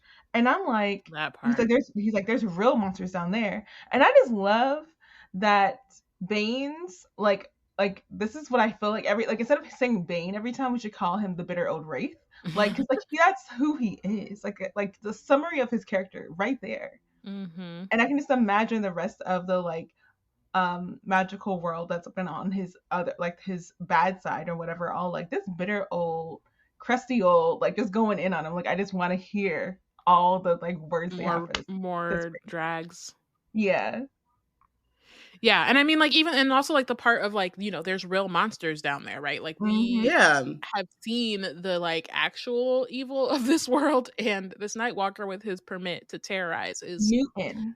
Like Newton is not trying to do nothing. The official channel. Fear Striker too. It reminds me so much of like Monsters Inc., where it's like, yeah, I frightened because that's what, you know, I'm supposed to do. It's like, oh, I can make you laugh. That actually is like, sure, I'm just trying to get by. I'm just trying to, you know, work a 9 to 5, do my job. You know, capitalism is hurting us all, is what Newton is saying. So why am I in it? Yeah. I feel bad because also it's like we were saying too about like, where are they deporting these people to? It's like, I forget whichever episode, but like Bane himself isn't unwanted technically. Like there are levels to this, and there's also like there's no free will here.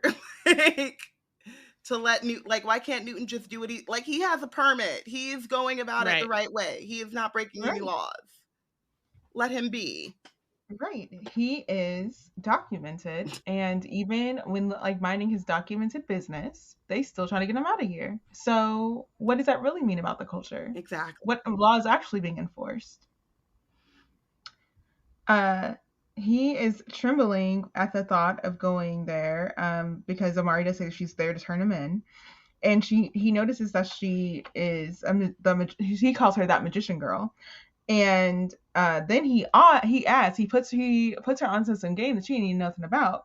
He does not want to take part in the magician's fight against the Bureau. And Amari is like, what fight against the Bureau?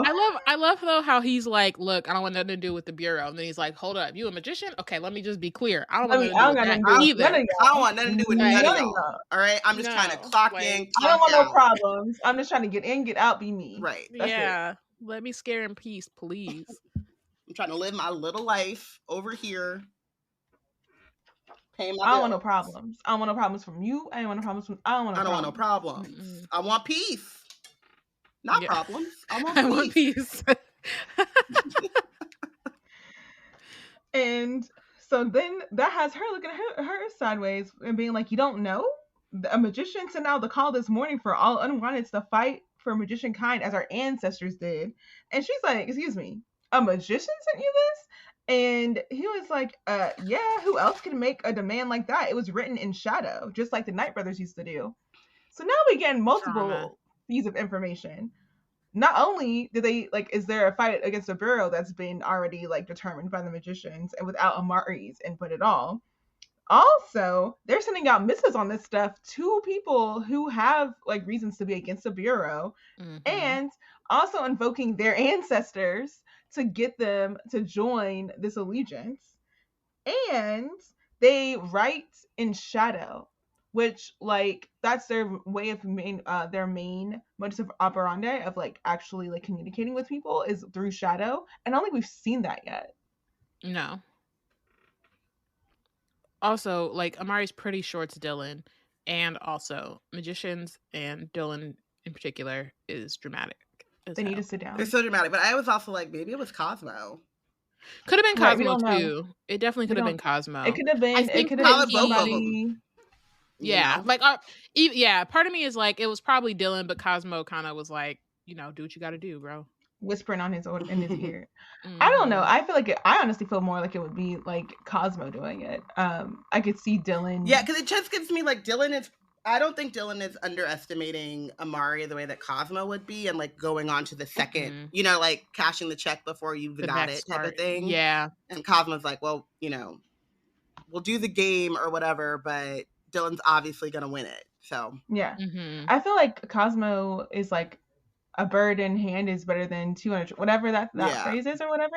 So he's like, if I can jump the gun and make it already seem like again, it's playing on that thought we had earlier about like, are people in the league actually all the way with him, or is he just moving with the energy as if they are? And I feel like he's just moving with the energy as if everything is aligned for things to go the way that he thinks it's supposed to go. That's why I feel like it's Cosmo. Yeah. Also, he has better understanding, I think, of like who could be in the charge and like who should receive the message is why I and like the rules, because I think that he was around during that time, right? Wasn't he? I don't know how old Cosmo is. I don't know how old is it, but if I got the sense that he like knows Vladimir or knew Vladimir, right? And like that's why he was. But we discussed that, like we were trying to figure out, like maybe somebody else. Yeah, like he's just like been, like I say, it's a family seat that he has to be the like helper, and then like so we don't know how old Cosmo is. Yeah. True. So yes, they also dropping another bar that gets dropped whenever she's talking to Newton is that he's just talking about like how things are the way they were 700 years ago when magicians in the supernatural world were gathering forces and everyone was made to choose a side. There's even a time freeze.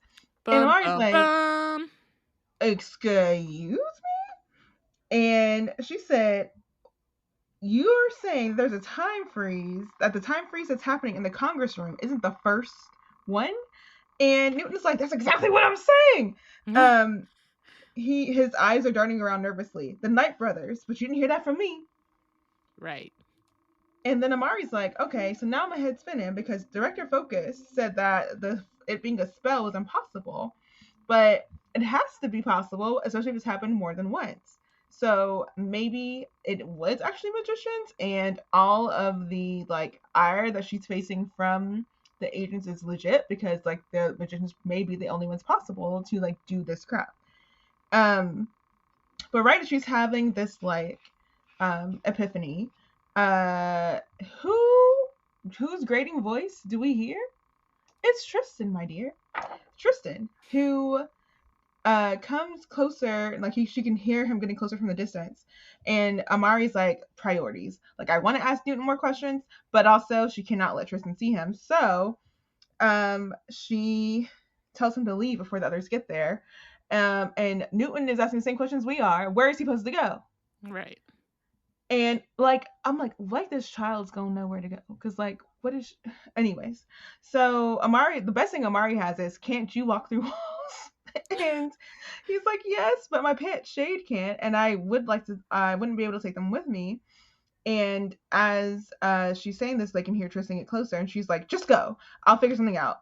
And he calls her a hero and melts into the wall, and he says, I won't let anyone say different. And I love that for Amari. And then she starts to notice a small shadow the size and shape of a baseball, and she sees that this is Newton's pet, a Shade. And it is staring at her with glowing white eyes. And she's like, what am I supposed to do with you? She drops to a knee and picks it up. And it's cold to touch. And it bounces happily in her hands, making big eyes. And it looks like something out of a cute cartoon. And Laura says, good question. Because this witch came around the corner. Been eavesdropping and ear hustling. She stayed ear hustling. Yes. She's just a nosy child. Her life is so like uninteresting. Should she actually get a life, perhaps she would have interesting comments with people. But since she's such an unaccepting person, she's never going to have interesting conversations with people who don't look like her, because why would she do that? You have to remember that her father exhibits jobless behavior. So what else will she do? What is having a job look like? Perhaps what Amari is doing, you know? So Laura business for no reason. Right. Laura also finds the like revelation about like the time freeze interesting, and even goes as far to say like the information about the magician summoning the unwanted and that centuries old time freeze are worth like investigating and probing on, and like had an agent been here, or Bane, well, if an agent had been there, the protocol would have been to take the person that she was questioning in for questioning and then incarcerate them afterwards. Which is like, oh, extract all the information you need and then put them in a like oh, it's just so it's like, it's trash. It is complete trash. And Amari follows up like, oh, and then like Bane would have had him thrown into sightless depths for his trouble. And Laura's like, you don't know that. And then Amari's like, let's be real. Your sister and I wouldn't even be here this summer if it were up to Bane. And that makes Laura frown. And so they keep talking, and she's like, are you going to turn me in?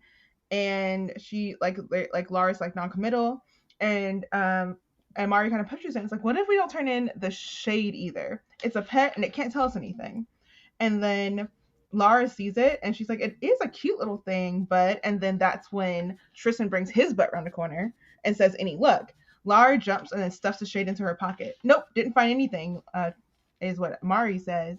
And she eyes Laura, but Laura just sighs and gives the slightest of nods. I feel like at the point that she hid the shade in her pocket, she's an accomplice. She's already it's done. Yeah, it's over. She's made the decision. Right. It's done. Not you looking at sighing heavily, but like, what, girl? Let's go. Yeah. So Tristan calls this a tremendous waste of time. And Magnus walks up next and he says, did y'all strike out too? The only thing I found was Davies here tracing my shadow. And then Tristan tries to cover for his incompetence by saying, to be fair, sir, your shadow does fit the description.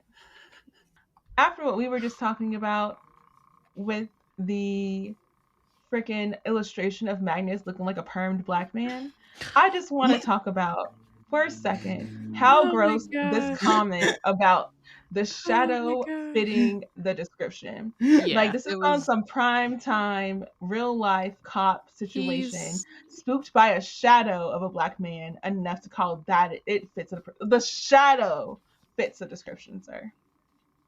Is Tristan not black? I don't think it's not clear. I just had a Cheryl Lee Ralph moment where I was like, you mean to tell me a boy named Tristan, that doesn't sound like a black boy? A boy named Tristan from Atlanta is not black? I mean, I don't know. I think it could go either way. It could go either way, yeah. No, I mean, like, when you said that, I was like, you can be black and anti-black. Like, yeah, very true. But I'm just like, I mean, there's so much wrong with Tristan in general, but yes. But he's playing that off as an excuse and possibly for laughs, and I'm like, that's not funny. Yeah. He should got smacked in the face for that. And his mouth should get smacked for that. Okay. That's just, a feeling I feel for Tristan. Anyways. So they're like, okay, well, we're going to make our way back to the bureau. Magnus does say that it's probably for the best because he was not a fan of the Prime Minister's new orders. And they'll just let the borrowers know that their monster problems needs to be a thing of the past since the monster doesn't seem to be there anymore.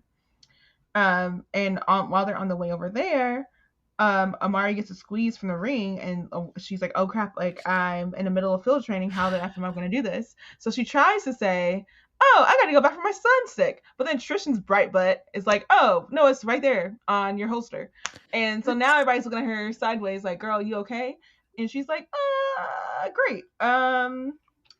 tries to make another excuse, cannot. So what does she do instead? She just runs off. She just no words, just runs. It's like I love this it. this book stresses me out because of the great game itself, because she's like has so much else to do. She cannot talk about it. She's with people all the time. It's not like Dylan, where Dylan's already on the run and he can like, whatever. Yeah, it's no big deal for him to just like flip go out. off. But like she literally has to, and she should have thought about it sooner probably, but I know she also didn't think it was going to happen literally the next day.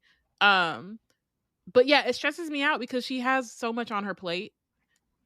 And then it just feels like the great game is another thing. And like, obviously it all connects or whatever. So it's not saying that it's like plot wise it doesn't work, but like nerves wise. I just love it because I love that, like,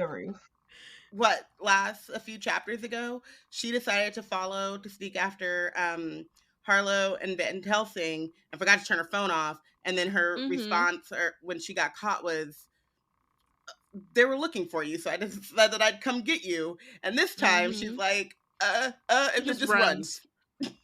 Just runs. She just runs. It's ridiculous. Unlike Kirsten, she's not spy material. Kirsten be up in people's rooms putting up home murals, got time to do all of that. Yeah. So didn't even get caught. Spy material. Yeah, I just need her to figure out her exit plans. Yeah. She's that not would good include at it. planning, yeah. She's not there yet. We're not in plan mode with Amari. But the running is so funny to me. Running so she just said, I gotta go now. She said, running after having tried to make an excuse that did not hold up. Like because like if this were a normal situation, maybe they put it off like, oh, maybe the girl had to go to the restroom. You know what I mean? Like maybe she want to tell everybody like she's having like the vroom vrooms. Right. She literally could have said, I got a key. That would have been sufficient. Real easy. But nope. No. Hilarious. So she has been summoned for the thing. She shows up in this like deserted like cliff. She backs away from the cliff edge. And she doesn't see Dylan anywhere, but she does see a golden pedestal on the far side of the canyon, which is where she believes is where the victor ring is, and she's supposed to claim She tries to use her sky sprints, but they don't work. And then she sees a sign that says, eyes closed, steps bold, believe. So basically, she has to cross the Whispering Winds, who are the truest haters I've ever seen in my life. Bro. Like, these are the words. I know these come from her psyche. I know these are like anxiety incarnate. Yes. And on the wind. That's my thing, though. Like, why use an element to make me feel bad? Like, it's just when I'm already on, like, in stepping into nothingness. Into nothingness. I'm trying to walk on faith. And my then thing is too is like taking shots at my psyche at the same time. Come on. There are times in which you're like, okay, my anxiety needs to calm down, right? Anxiety is basically your fight, flight, freeze response or whatever, telling you like you're in danger, like, and then your like surroundings not actually reflecting that you're in danger. It is ridiculous to actually be in danger. Right. To actually be like, no. The anxiety is warranted. It's real. And then on top of that, have the wind whispering additional shit for you to be worried about. Yeah. And she's supposed to be she's walking on faith on air. With her eyes closed. And her eyes, that's what her eyes are closed. The way that you're supposed to like center yourself and meditate to get herself through this. And it's like the only way she's able to do that is to keep her eyes closed and just walk forward. Fine. But these haters come through first with you're frightened of your own magic. Turn back. Like, first off, who told you to tell me about how I feel about my magic? Right? Please relax. Who are you? This next one is the one that hurts me. I think we only want you to live. It's such a long way down. Like how and they keep trying nasty to play with nice. her, like you don't want me to win. With her like sense of like her like the meditation, the like keeping her eyes closed, like trying whatever. So they know that that's what she's using to get by. So they're trying to like make her peak. So now they're like, okay, we can't tell her to peek because that's not working. But let's just bring up the fear that she has that would make her look. So what's going to make her look? Dylan showed up. And at first she's like, no, they playing on me. I know he ain't here, because I would feel something. I would know if this man was here. And then they just like, they rile up, they up the ante, and they're like, what is he doing? That's not allowed. That boy can fly? Impossible. Horrible boy. You're not above the rules. And then the wind seems like, again, like it's on her side. Leave her alone. And then the next thing, Amari's like starting to believe them with all of this, and she starts bracing for an attack because she can't see coming because she doesn't have her eyes open. And then she hears, "You should have listened to the winds, Amari," from Dylan's growling voice directly behind her. So she snaps open her eyes and she reaches for her stun stick and she spins around and she finds nothing. It's out of pocket. And I feel like, I think the thing about the games too that is like stressful is there's no preparation time. No one's telling her what to expect. They're literally just dropped into a situation and have to react immediately. And so, like, she happened to have learned about the Whispering Canyons once upon a time. So once she kind of figured out that that's what it was, like, at least she had some context. But like, also, she could have no context. And like, she really, at this point, she pretty much has no context, but like, she has a tiny bit of knowledge.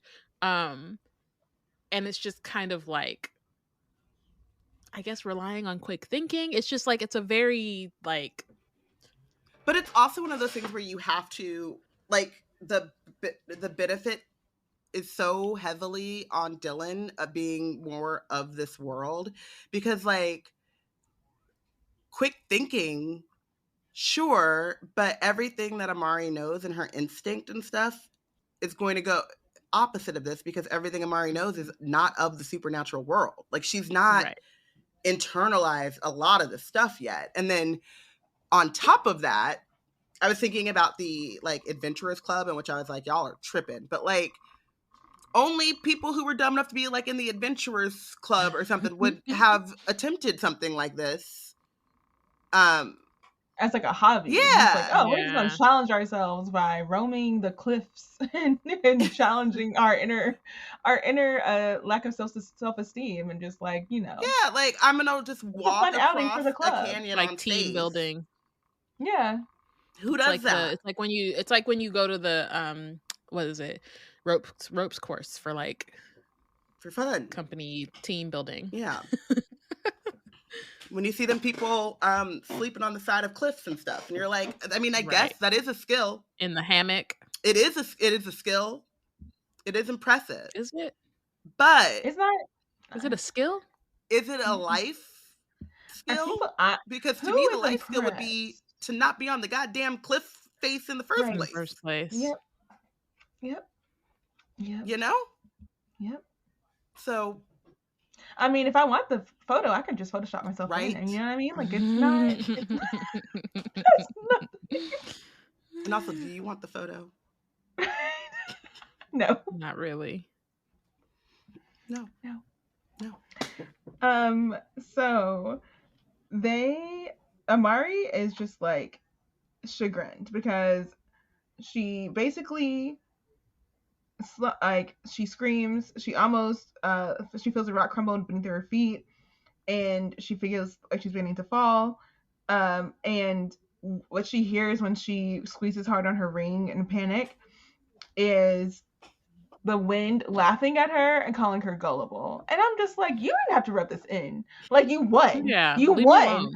I was this close to the pedestal. She was like that. She was on the rock surface, fell off of it. So she was that much closer to just getting the ring. And they won. And they're going to call her gullible. So, you know what I mean? Like, a-holes. Like, we knew they were a-holes, but like, oof. Anyways, so she is back in the apartment building where she left the team at. And, they get back to the headquarters. She's very disappointed in herself. And then when she gets back to headquarters and we see her after lunch, she has private tutoring class with Maria. And she tells Maria about her being taken into the first challenge for the ring, and Maria did not know anything about it, and also seems to have is not responding the way that Amari thought she would respond with her being ringless. So part of it I feel like is like Amari it's like those wins like got to her, and she's like, oh, you're not going to be also as disappointed in the fact that I didn't come back here with a ring or whatever. But also it's just like Amari looking for like a level of like a game plan or game strategy, I guess, like what we can do, like like talking it out. She's not getting any of that. And in fact, Maria says that she's actually relieved that she didn't come face to face for Dylan, because she doesn't believe that Amari's close to being ready for confronting Dylan, and that even though she was able to get the best of him last summer, that was because Dylan underestimated Amari, and not because Amari actually had the skill set to beat him. I mean, I think it's that, and also she also in general, I appreciate that Maria's first like reaction is to be like glad that she's okay and not like go straight into business, like Yeah. Which again doesn't like, I think it doesn't really like hit Amari the right way because of then how she kind of talks about like you're not really ready for Dylan. But also I think that like Amari gotta think that after just what just happened, like Yeah, she's got. I think that's the insult to injury though, and I'll get there. So the other thing is that Amari reacts like, you don't think I can win, and that's why you don't want me in the great game. You think I'm going to lose. And Maria's like, it's not I don't believe in you. She said Dylan has privilege. He has a head start. He's been studying magic since he was 7 years old, and he's been obsessed with anything there is to know about them. And that his collection of books and artifacts would be impressive for a small museum. And Amari says, I know all that. It's why the Whispering Winds were able to trick me. I'm terrified of Dylan. And I think that's the insult to injury that I was talking about, is that like she already knows all these things that Maria is pointing out to her. She's like, I already know. I just need somebody in my camp that thinks that I can do this, because I'm already having all these doubts in myself. I already just went through the Whispering Winds, who also brought out those same doubts in myself. So I don't need more explanation of why I can't do it, because I'm already there. I already know. I'm with it. I don't have any delusions about what I can and cannot do. However, I do need someone who can back me up. And in that moment, she's not feeling backed up by Maria. So she asks Maria, what am I supposed to do? And Maria's like, oh, we can just like prepare like we planned. And then you can start with learning how to defend yourself. But then homegirl sits down at the table and she's trying to take the book out of a bag, and she's flushed and her fingers are quivering. And Amari's like, are you good? And Maria is visibly vulnerable because she is upset that Amari and her brother are in direct competition, and that Maria can't do anything about it. And that she also had promised Quentin to take care of her, but she has her own things that she's like feeling like she's not really doing well. And she also feels a level of guilt as an eldest sibling who is a magician, and feels like Dylan getting close to Moreau is on her, because she kind of like was busy living her own life and like being a celebrity, that when she got a text at the end of the day with Dylan like, you know, like venting about issues he was going through at home with his freaking bigoted family, she just didn't have like the energy to like be engaged with those conversations with him. And so she kind of like, that's what she's holding on to. And like whenever Dylan blames her for stuff, she feels like he's like justified for blaming her for stuff. And Amari like has a moment where she's just like, I mean, she sees this as Dylan not taking accountability for his actions in a way. And I feel like there's that. I just feel like it's like there's so many layers to that like, yeah, I feel elders, like that guilt real, like for me as an eldest daughter, guilt is like one of my primary like currencies like that I deal in. Like I just like I always have a cloud of guilt over my brain, over my head at any given time.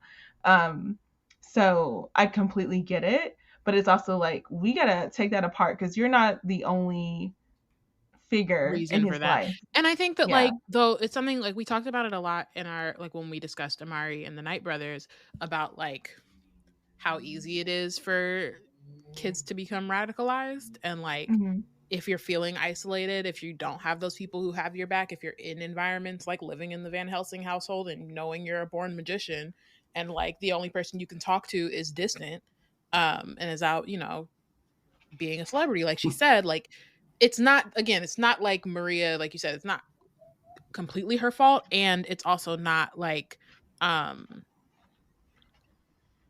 it's not completely her fault, and it's not like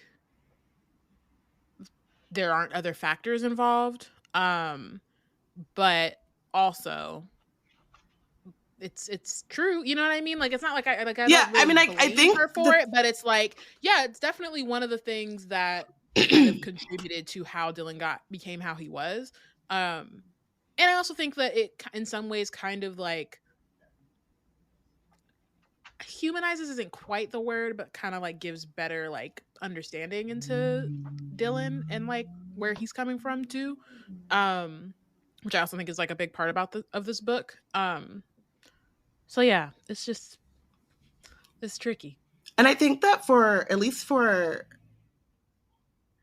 Maria, or for his radicalization, like Moreau was going to, like, that is one of the things that like gave Moreau an in, but like he was manipulative and looking for a way to get in. Like it was the same thing with Dylan and Amari when he tried to like be like, let me show you this bad spell, and she was like, why would you do that? And he stopped, and then like really quickly was like, well, let me change tactics. You know what I mean? Like Mm-hmm.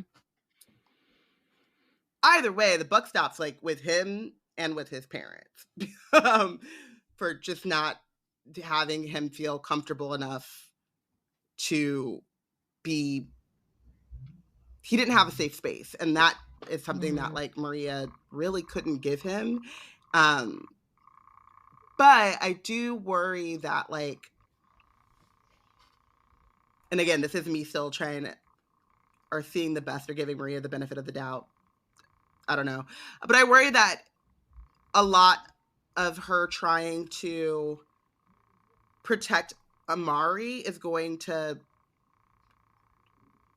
like show up in, as in like, this is what I should have done for Dylan, but I wasn't around or didn't do. And like Amari and Dylan are now in two completely different situations. And so the best way to protect Amari isn't like, don't stop harping on you wish she didn't have to go through it. Like she's going through it now, like help her get through it, you know? Mm-hmm. And so that's like one of the things that I think could be a disadvantage to Amari, is like the guilt that she feels about Dylan showing up as like living in the past. Yeah.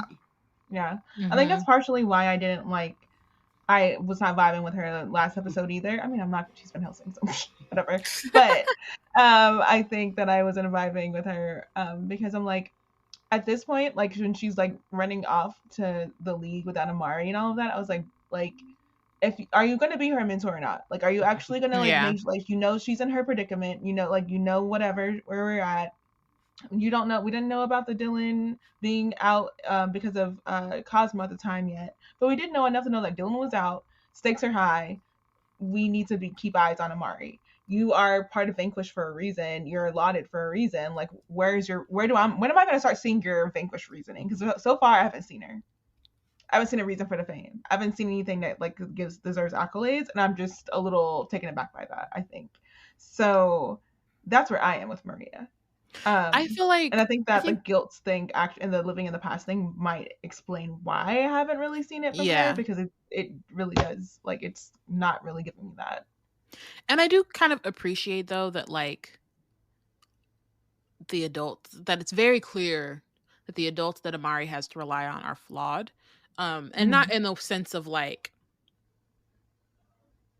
more in the sense of like, it's not like she's like, oh, this person, she's going to this person and they can fix everything, right? Like it's not that Maria can't help her, but it also like makes clear what her limitations are. Like whether Amari can see it or not, at least like for readers, you are like seeing more of like Maria don't know what she's doing, right? She's like in her early 20s or whatever, right? Like she doesn't Mhm. really know what she's doing. She's doing her best. She's trying to like figure out how to protect Amari and how to like, stop the great game from happening, but she's also young. She also is not as in the know as she thinks, right? She's talking about, oh, I'll handle Cosmo. She didn't even know that Amari was offered the crown. She didn't even know that the great game had started, right? Like she's still on the back foot. And so it is just kind of like, I think also reinforcing for Amari, like, yes, ask adults for help, but at the same time, like, it really is on her to make this happen. And which sucks, but I think that like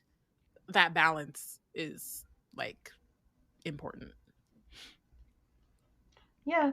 I'm trying to think of the best way to get here. Okay, so our thoughts that like is like part of this explanation that Maria gives to Amari about everything about Dylan is that so Amari points out that Van Helsings have been magicians for centuries and they didn't go bad, which explain bad in Van Helsing. Like that's a whole separate thesis, and we don't have time, but I feel like that's a thing. But the Maria explains that the Van Helsing magicians have always known how dangerous it was to have magic in a family of magician hunters. So it was secretly passed down from one generation to the next. It's usually to someone who can handle the burden. So this is another reason why I think she got stuck on the whole idea that like Amari and Dylan are 13, because in her family they give it to someone that they know is like in a place to be able to like use the magic and like move forward with it. So she didn't get it until she was 19. And only then, after they had countless conversations to ensure that she knew what she was accepting. And she describes Dylan as he was never supposed to have magic, and certainly not as a kid. So she got stuck on that because she went through it a certain way. She's like they should go through it a certain way, even though they have a different experience with being magicians because they're born magicians rather than like past magicians. And part of like this discussion goes into like her like our considerations of like what Dylan has had on his side. We know he's already privileged. We know that he's had a leg up and stuff. And even whenever he was like being friendly with Amari, we realized that he was holding back on her because Maria explains, first things first, we need to figure out your secondary magic type. And Amari says, what? I have another kind of magic. And Maria says, most magicians do. Did you ever wonder how Dylan creates illusions and manipulates technologies? Or how Maria can use blood magic to speak to Quentin and create flames in the palm of her hand? And Amari just, poor Amari. Amari just put it off on luck, which I don't know how luck can be that consistent. But she does also mention that like everything she learned about magic, she learned from Dylan, and then realizes how sad it is. And like she says stupid, but it's really just sad that she learned everything she knows about magic from a source that was like trying to lead her astray. Mm-hmm. And Maria says, Dylan would have told you exactly what he wanted you to know. And she says, if your secondary magic is what I think it is, I doubt he would have wanted you to be capable of using it against him or Moreau. And she did it anyway. So, so what is in the book is like this like diagram with different symbols on it. And when Maria puts her hand down, it like kind of like sparks and sparkles on her secondary on a flame. And then Amari does the same. And when she does it, an image of an eye shines super bright. And then there's a picture of a cloud that shimmers. And Maria says, just like I thought, you're a weatherist. You can create storms. So she is literally a Royal Monroe over here with her abilities as well as illusion. Yeah. So cute. God tier. Just so y'all know. Don't come over here thinking that you can defeat Storm or Amari. A mega level of mutant. Okay. So Amari's kind of like hyped up about it. She's like, oh, this explains the different times that she's had like lightning or makes the storm worse manifest. So Maria points out that this is a way that she can defend herself because illusions are pretty, but they're lousy for self-defense. Although they note that Amari was able to like interweave the defense magic with her illusion magic and without even trying. So I'm like, I need to see more of that because that's amazing. And throughout this discussion, so we had the text from Priya a couple of chapters ago, but then she reaches in her bag and she says, I borrowed this book from Priya. She's our friend in our league. And it's called The Responsible Weatherist, Environmentally Safe Spellcasting for Every Situation. And I just wanted to note or harp on for a second the idea of trust and how it keeps coming up in this passage of the story, in these chapters. One, Amari realizes that Dylan broke her trust while they were quote unquote friends. Mm-hmm. Without telling her about her secondary magic. Not everyone has it as a magician. Also, it feels like Maria's the only person. Amari also feels like Maria's the only person, like she says in here, that she can. Maria is the only person she can trust with her magic. And then Maria thinks that they can trust Priya, because Priya responded to a text saying that they would hold a vote should they be able to solve the freeze case first and pass them a book. And if that is what an ally or someone you should trust is, that's a minimum level of you're putting a lot of trust in someone who gave you minimum. And I understand you're just looking for an ally in a swamped field of enemies, but I don't know if that's the way to go. Yeah, I was just thinking about how are they getting these books published and read? They got them private small presses, you know what I'm saying? That Wizarding press. Yeah, I'm and distribution system. Impressive, because I wouldn't think that you would have a specialty, a weatherist, niche based book, because it'd be so hard to even get any of that stuff. Or to practice it in the first place. Yeah. Where are you practicing at? I don't know. I mean, feels like there was a time before the Knight Brothers in which this stuff was much more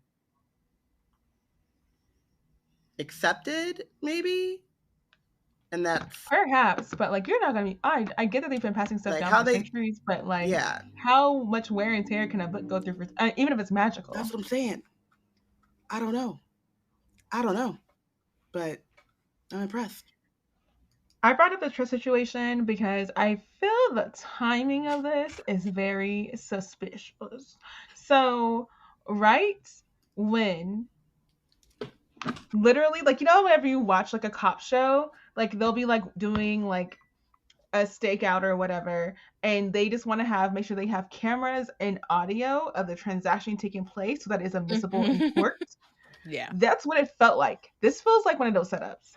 So what happens is that there's literally, as Amari's reading the title of the book that Maria is placing into her hands, and Amari recognizes something about the spell book that she got from Dylan as she was reading this cover. The door flies open. Agents storm the room, and Harlow is the one who comes in after them and grins widely, saying, "Caught red-handed."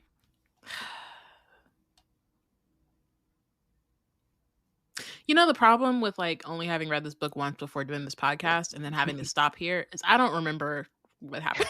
I know. I'm pressed. I'm so pressed about it. I think part of the reason why I've been over Maria also has been that I knew that their tutoring sessions get cut. They didn't have very many before it was over, and I was like, girl, you're wasting time. The waste of time. I do feel like Maria she's just not. She's not the one. Mm-mm. She's doing her best, but her best is not enough. No. And she's in over her head, really. Quentin can do better. But Quentin is asleep. But Quentin's asleep, so could he? So we don't know. We gotta get him. You know what I'm saying? Shade, but he is unavailable. And could Quentin do better? He is not a magician. From what we know, I'm not saying for him intervening for Amari. I said he could have a better partner than this. So this is what she's giving. Oh, okay. Oh, see, I was thinking if Fiona was a magician, she would have had Amari together. Mm-hmm. She would have said immediately. we're not meeting on freaking grounds. That's how you get caught. No, I got you. Let's go. Don't ask no questions. Just come with me. Come on. Whole thing. Yeah. Don't ask no questions. Just come with me is real. Yeah. Wow. Who's benched? That MVP first. So MVP. Straight to it. I don't know why my brain always wants to go bench first. Yeah. I like to end on a high note. We've been doing. I always feel like we've been doing this for a very long time, but whenever I that's why I think question, I go, "Who's bench first?" and you go bench first. Yeah, that's funny. It's happened before. Who is your MVP? Amari's my MVP. The running away was like maybe the lowest point I think of this. Of her whole endeavor, but she was thinking quick. She was thinking on her feet. She had to do what she could do. She wasn't thinking she was moving her feet. She was moving. You know what I'm saying? Yeah, she didn't. It's fine. Can't ask questions if you can't catch her. Exactly. So yeah, I think that she. I think she's adjusting as well as she can to the situation that she's been thrust into. And she's kind of taking it. I wouldn't say taking it in stride in the sense that like it's not a struggle for her, but in the sense of like she's not spending a lot of time feeling sorry for herself. She's just like, okay, this is what I'm gonna do next. What's having to and I just again like I feel so much for her having to like. It's like again they're all connected, but there's so many different pieces, and she has to hold all of it. And even in the sense that like when she can ask for help, like with Maria or whatever, like it still is down to her. And so I hate that for her, but I'm glad that she's doing the best that she can. Yeah. Yeah. And I did the same. Amari, I think she's doing the best that she can. She's maintaining her like sweetness and like, I don't know, like even though the execution, like you said, with the running away and stuff she'll get there. Just give her some time. I mean, like, even with like Elsie, it's like, yeah, just be mad at me. We'll figure it out afterwards. Right. It's like, this isn't actually the move, but you know what? Just do what you got to do. Do what you can do, and then as you move, you'll figure it out. The finesse will come, but the impulses and the instincts are right on time for Amari. Mm-hmm. It sounds like you're giving her a performance review, and she's like, met expectations. Like, yeah, she's got room to grow. Like, that's all I'm saying. Yeah, but it's also like in the like presentation of it, right? The specifics of the meat is right. It's right on track, but she could just do a little bit better. Her plating needs work. Exactly. I also made Amari my MVP. Also made Newton my MVP. I just wanted to talk about for a second Amari's instincts to be a cab, even if she's being a cab. Like she. Like, her impulse was to let this person that they were going to deport go, and like she has like this full and not because he gave her good intel, just because all of it feels wrong to her, and she's like, get out of here. And so that instinct of like preserving other people's well-being over like being like a Tristan trying to get a gold star kind of thing. Like, we know Amari's that girl for that, but I just really appreciated seeing that. And like, even when she's out in the field and she's stressed out by a million other little things, she's still at her core that part of that Amari. And so I love that for her and us. And I also just really appreciated Newton for bringing in the cuteness. We don't get cuteness throughout all of these chapters, and he brought in not only the cuteness of his name, his mama naming him Newton, but also the shade that Laura ends up taking, which I didn't talk about this in the chapter read, but it was funny to me that Laura ends up taking the shade because she has no friends and no roommate. And so she's like, well, it makes sense for me to take the shade because I don't have anyone in my room, so I've got it. And Mari's like, but I just wanted to have something to share with Elsie because I can't share anything else in my life with her. And it's just really sad that Amari missed out on having a pet. But if the good thing is, if Lara gets caught and it's contraband, then like Lara's not going to be able to get away with it because she's Yeah, I feel like Amari has enough. Yeah. On her plate. Yeah. I agree. Now benched. Who's benched? I benched Bane. He felt like the undercurrent of this whole thing, I guess, is probably my best way to put it. Which I guess he is in general, but I felt that a lot in these chapters. Yeah. I also think Bane is like he is the reason for the season. I wanted but his like deportation policy, that's the main reason why I put him on for this road of this episode in particular. And also the fact that like Harlow of it all, like we don't know what's about to happen, but the Harlow popping in is all because of his crazy work and the fact that Amari and Maria were trying to slide under the radar because they knew that if Bane knew about it, it'd be a problem. Like it's Bane. Bane's the problem for all of that. I also wanted to bench Director Van Helsing because how effing dare you? He's like just the effing gall. And all the stuff he put his daughter through just so she could have safe face, not saving face at all. And like I was surprised whenever I was reading the chapter 18, and they explained whenever they came back from the apartment building that Van Helsing was helping. Director Van Helsing is off helping the senior agents and junior agents get dislimed from the fight, from the carcol. And I'm like, he helps? That's the first time I've seen this man have an actual task. You don't have anything better to do than to help clean people off from the carcol? Like, what do you have to do with that? What do we... you don't got no paperwork. You don't got no meetings. You don't got nothing. Nothing. Cleanup crew. And I was baffled by the fact that this man helped with anything, and the fact that he can help, that he has the capacity to help, and yet this is all this like dirty work that we've seen happen all on the sidelines. F him for that. F him for being part of, again, whatever's about to happen with Harlow. I feel like this man, even though Maria's his daughter, I think this has all been a like Tristan being on the team with Amari and Lara, and like Tristan's basically like the overseer for them. Like I hate it. I hate that. I feel like that's connected to keeping an eye on Amari in general, which is probably how they got caught out with Harlow right now. So I'm just like, I'm done. But I think the fact that he helped the slime, but I'm like, was he just standing there and pointing direct? Like, I just feel like he's one of those. I don't feel like he's actually helping. And I hated it for everybody. He's just, he's trash.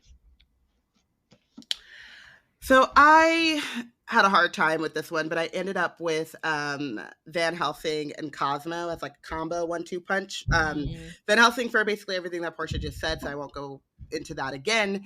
And then Cosmo because of just the way that the Great Games are run, like not having any clue that the game is going to start. Like I can kind of see that, like you want it to come whatever, but then knowing that Amari is in summer camp, like why couldn't it be when you after hour, like you know that she's at in her dorm, or you know what I mean? Like I feel like you have eyes, you know where she's at or whatever, but like making her have to leave in the middle of the day, like with a deputy director right next to her but she can't say anything. It's just like, okay, we get it, you don't want her to win, but like let's just, you know. He also doesn't want her to be part of the Bureau. He wants to stick it to the Bureau as well, because he doesn't like, the Bureau has the policy against magicians, and he wants Amari to choose, like, either you're going to be with us or you're going to be with them, and he's forcing the handle on that. I hate it. He's trash. That's it. That was it. Thank you for listening. Join us next week when we discuss chapters 19 through 21. Wizard Team is part of the Black Nerds Create Collective. If you want to keep up with our content, you can check out our website at blacknerdscreate.com and follow us on Instagram and Tumblr at Wizard Team Pod and at Black Nerds Create. Bye. Bye.